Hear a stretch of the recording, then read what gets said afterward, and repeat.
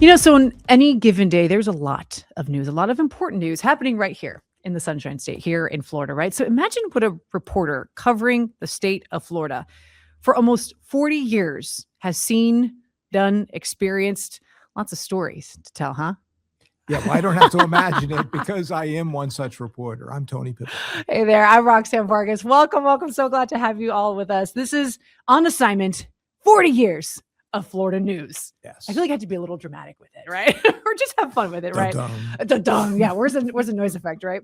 We are so grateful for all of you joining us and really being part of this conversation as we get to know you, Tony, not just the reporter, the journalist who we've followed for so many years with your important stories that have made such a difference, but the process, right? Getting the behind the scenes stuff, right? So we're going to take a look at some of those stories that Tony has covered for decades as he prepares, wait for it, as he prepares to ride off into the journalist retirement sunset. I said the R word. Yep. Tony. I know. I don't look a day over 50, Come on. 55, whatever. But now's a good time for me and for my family, really, just take a step back from daily journalism because I have been doing it for more than 40 years, really. Yeah, I heard two things. I heard family and I heard daily journalism. So is there a chance that you can't separate, I right? don't know what I'm going to do.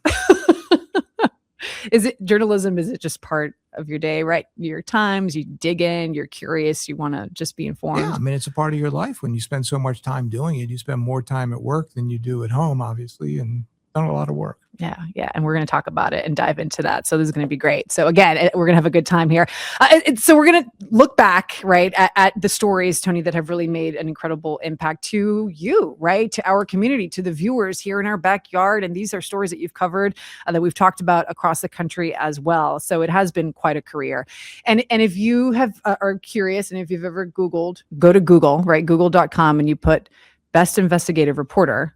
Yeah, my name might pop up, and I think Google has to work on that algorithm a bit. That's what you say. You also have you have lots of hardware, lots of awards that certainly prove it. Let's do the math here. 15 Emmys, 7 Edward R. Murrow Awards. Yeah, and don't forget my romper room diploma. This is the first time I was ever on television in 1964 on Romper Room. That's me with the bow tie, and you know how much I love ties. And I got a romper room diploma saying, I was a good doobie. Yeah, and a pretty good reporter too, right? As it turned out. I have to ask, Tony, what keeps you inspired? What keeps you inspired all of these years? Well, it's funny you should ask because I was asked to do something, put a video together that answers that question, and that's exactly what I did, and this is it. Cover Florida for nearly 40 years like I have. And there are some stories you wish you never had to report. Tragedies, losses so profound, you know them by one word.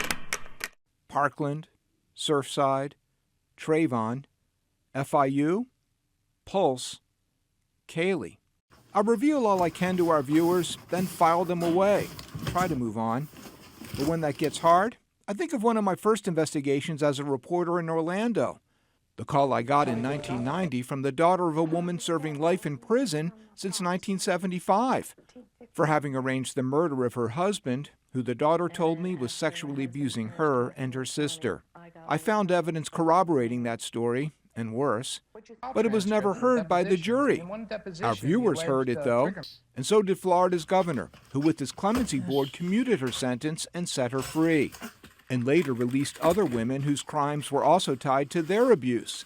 It got me national attention and some of these awards, but now hardly anyone remembers that story. One young woman who did remember sent me this note when she heard I was leaving Orlando to cover South Florida. Years ago, you helped a woman be released from prison after 15 years of being incarcerated. She was my grandmother. I would just like to say how thankful and grateful I am for what you have done for my family. We were able to share some good memories with my grandmother before she passed away. You will always be close in our hearts and forever be remembered for your strength, courage, and dedication for what you stand for. Thank you. Sincerely, a grateful granddaughter. So when I need a reminder of what inspires and motivates me as a journalist, I'll always have that file and the story I don't want to forget. Also filed under one word, that grandmother's name. Fran. Fran, really looking forward to hearing more of the process and the behind the scenes story of Fran, and really a woman that your story helped to get freed from a life sentence. So we're going to dive deeper into a future podcast here. But it's certainly one of those stories that had to have really, stayed with you. And it's still to this day. Right? Oh, Right? yeah. I mean, I think about her all the time. And, I think about that letter I got from that granddaughter as I was leaving Orlando 12 years ago. And she sent me that letter. And that's the kind of thing that makes you, realize that you can really change one family's life. But as you'll see in that later podcast, it actually changed a lot of women's lives, that reporting. So, it's one of the better things I did. Yeah, you could add that to a really long list of a lot of really incredible things that you did and a lot of lives that you've impacted. When it comes to investigative reporting here in Florida, right, in our state, Tony, you've covered such a plethora, such a gamut of stories. What's a common thread that you could tell us with your work? I look every story is kind of like a puzzle. You get a piece, you might get a tip, you might see some breaking news that catches your eye, and you realize that it's just the first piece of a puzzle. So you gather the others, you see if they fit together, and sometimes they don't, and it's not a story, and that's fine. And sometimes they do. And the best stories combine puzzle pieces from different sources, different types of information. You put them together, and that's where you give the viewer really the full picture of something that they wouldn't otherwise know, and a really compelling picture, hopefully, of what's going on in the community. And not a picture that everyone is necessarily okay with, right? Well, often investigative reporting is, in fact, information that someone doesn't want the public to know. So it can be hard to get, but that's part of the allure of the job for me anyway. Yeah. And when we talk about investigative reporting, I mean, we haven't, just behind the scenes for our viewers, we have an editorial call every morning at 9:30. And by then, reporter, we all show up we have a pulse of the day, and there isn't a story that you don't weigh in on. You always have something to say about every story, and everybody listens, right? We all listen to what you have to say and what you offer. So how do you choose what you're going to look into, what you want to investigate? It's really just keeping your eyes and ears open. It's being aware of everything that's going on around you. It's not like a reporter decides one day, I'm going to go out today and get that guy or get that department. You keep an open mind.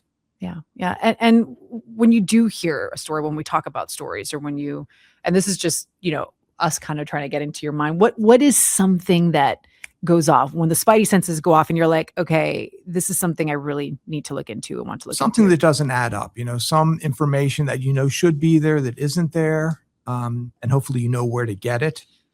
There are some events that you've seen over and over again, and you can kind of tell where this story is going to head. The missing girl, up in Tamarack being kidnapped. And it was like, okay, there's much more to this story. We'll get into that as well in a later edition of the podcast. So you look for things that don't fit, things that don't add up, and you try to make them add up and put those puzzle pieces together. Yeah. And again, it's about having an open mind. Yeah. I mean, for instance, a lot of people think in this polarized media environment that reporters are, biased one way or the other, like, for instance, pro-police or anti-police, and they're only going to do stories that put police in a bad light. Yeah. And really, if you're doing it right, you're just pro-facts. You don't care where the story is going to go. We don't care if it might be critical of police. We might show them doing a difficult job that sometimes leads to tragedy, but we just want to tell a good story and tell it right. And tell it right. Absolutely. There's a lot of stories that happen in our community. And for so many of us, there's what I call bookmark moments, things that have happened. You remember where you were when you found out Surfside, that the tower collapsed, right? Yeah. So many of us remember where exactly we were when we found out about what was happening just outside of the NBC6 studio here. So let's dive into this story. And I'm looking at my notes here because I want to make sure I get these numbers right. This is a story that got you one of those Emmys that we were talking about, your most recent Murrow Award. And we're talking about those 4 officers that facing that manslaughter charge here for what they did at the end of that 2-county chase. We had the armed robbers and the kidnappers. This was in 2019. Yeah, 2 innocent people died that day, a UPS driver, Frank Ordonez, as well as a motorist, a passerby in his car. And for years, we had tried to piece together what had happened on that day. We had done public records requests without much luck. But in 2024, we got exclusive video showing the robbers' moves that day, as well as the officers. And we did a special report in November of that year and called it 90 Minutes of Terror. And I want to warn you, this video is a little tough to watch. Cars all shut up. Again, shots have been fired. And the driver was pointing a gun to the UPS driver's head.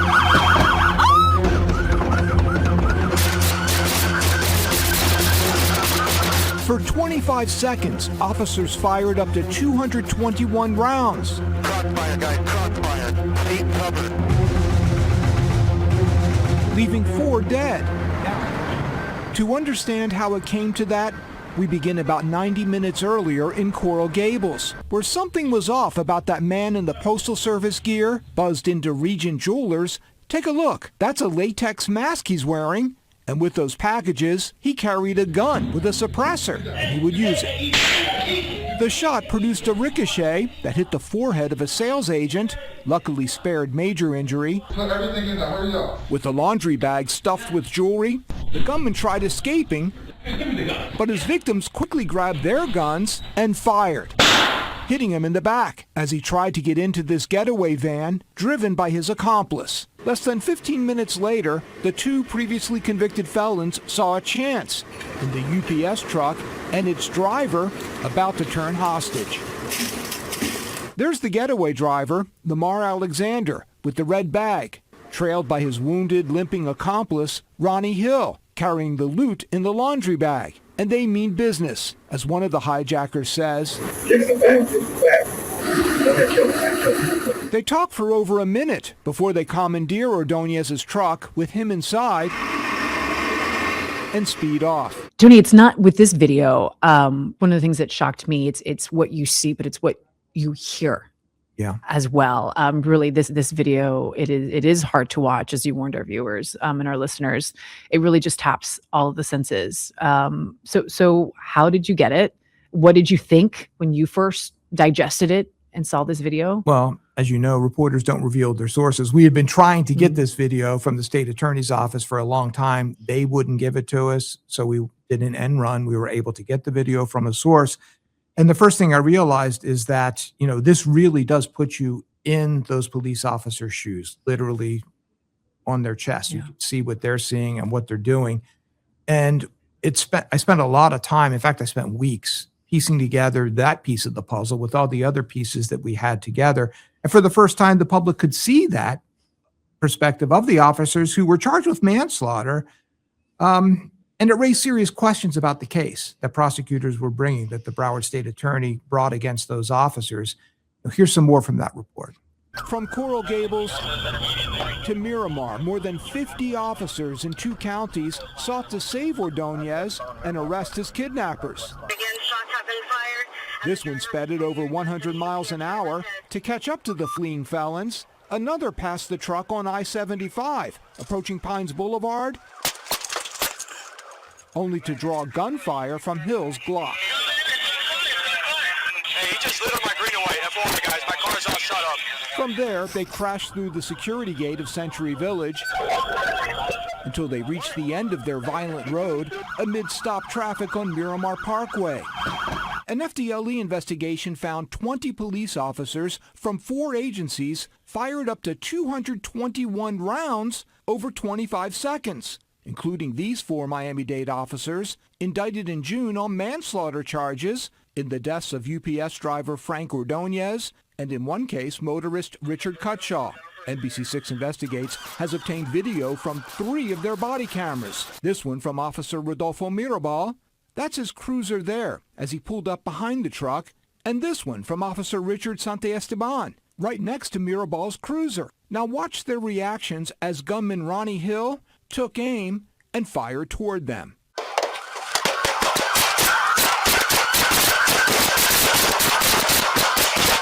All 4 officers face manslaughter charges in Ordonez's death, but one, Rodolfo Mirabal, is also charged in the death of 70-year-old Richard Cutshaw, after FDLE found one of Mirabal's bullets killed him. That's Cutshaw's car sitting there in traffic. Less than 2 seconds after Mirabal starts firing, Cutshaw's foot comes off the brake. There, see the light go off? Shot in the back of the head by, it appears, one of the first bullets Mirabal fired. His car drifts until it stops, where he would be found dead inside. How did you organize? How did you just organize all of this video? There's so much data to begin to process and then communicate it with all of us so that, we follow along and we understand what happened that day. Well, the first thing I did was a timeline, and usually I do a timeline in a spreadsheet, down to the minute sometimes of what's happening and what it shows. In this case, I did a video timeline because I had the different video elements and they all had a timestamp on them, some of which were a little off. So I had to figure out when they were off and fix it. But putting it all together in that timeline from the moment they walked into that jewelry store and robbed it to kidnapping the UPS driver, the chase, going through Century, I just put it all together and it gives you that fuller picture. It's those puzzle pieces I'm talking about. And a judge later found that some of the evidence proved that at least one of those officers did not commit a crime, that they should never have been charged. And you've been following the story for years. From day one. I mean, I had a key question we tried to answer early on, was whether the bad guy fired the first shot.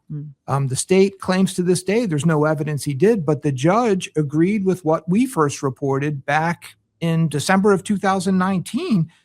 Here's how we were able to let you know who fired the first shot. First, there's the aerial video from Chopper 6. It shows the UPS van coming to a stop westbound on Miramar Parkway and police approaching on foot. You mostly see the passenger side of the truck facing north, but there is no audio. This video, though, does have audio. It was taken by an NBC6 viewer waiting to turn onto Flamingo Road, just 2 car lengths behind the truck. We matched the exact second, right there, when this officer's foot landed in a traffic lane on both the ground video and the aerial video. So we could both see and hear where and when the first shot appears to be fired. Now we'll roll the video, and you can listen and watch in real time. There, you can see one of the fleeing felons lift a gun toward officers. Freeze it. There are officers in the line of fire, there and there. Now let's roll again so you can see and hear the shots. So the state attorney's office is appealing that ruling that one of those officers at least was justified in his deadly use of force. The 3 other officers have filed their own stand your ground motions that are going to be heard. If that first ruling is upheld on appeals, the state attorney's office tells me they will drop the charges against all the officers. So the court did find the officers acted appropriately. That's correct, at least that one officer. Now, that's something that Frank Ordonez's family disagrees with. And since the beginning, his mother and stepfather have said that the officers essentially killed their son. And after watching our report, the family's opinion did not change. Tony, there's so many facts and figures, right? But at the end of the day, we're talking about people, right? Yeah. And the Ordonez family forever changed. Yeah. And 2 young daughters of Frank Ordonez who will never know their dad again. So one of the things, behind the scenes, and since we're talking about that, we don't advertise this, but before the story ran or the promos, I called Frank Ordonez's stepfather to let him know to get those kids away from the TV. We're going to have promos running and stories running. And we wanted to make sure they weren't watching NBC6 during those days because it would just traumatize. Yeah. And I mean, you're a grandpa, right? One grandpa to another. Yeah, I am. And that's actually another reason I'm retiring, or 2 reasons, actually. Their names are Zoe and Hunter, and I'm looking forward to spending more time with them. All right, but we're not done with you just yet. We still have you for a little bit. So we're going to keep you around. We're going to continue the conversation. So what's next on the podcast? Our next episode we call The Informants. We'll show you how one informant was enriched by a police department whose chief is accused of stealing from some of the millions of dollars this informant helped raise for the department, and another informant who was killed by the department he was helping. Once again, with video law enforcement did not want you to see. We were able to get it, and we'll show it to you.